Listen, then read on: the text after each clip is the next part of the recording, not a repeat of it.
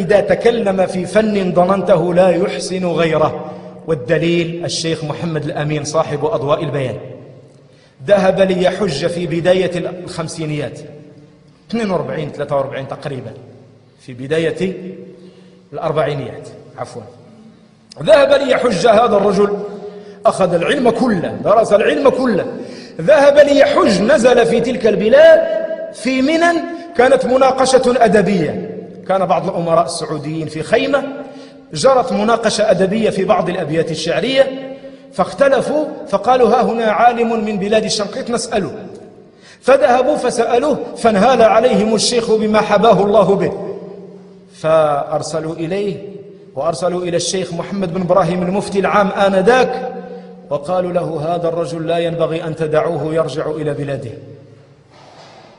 لا تتركوه يرجع إلى بلاده، وطلبوا معه أن يقيم عندهم فأقام عندهم، فكان رحمة على الحجاز كلها.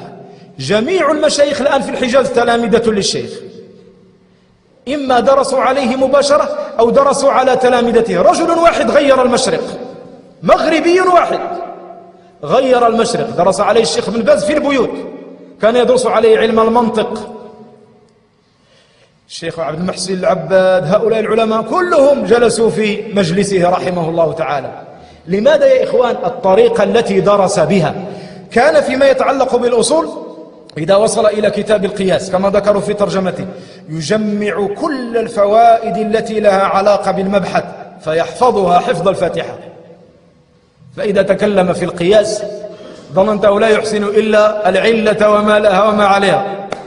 لماذا؟ طريقة الدراسة.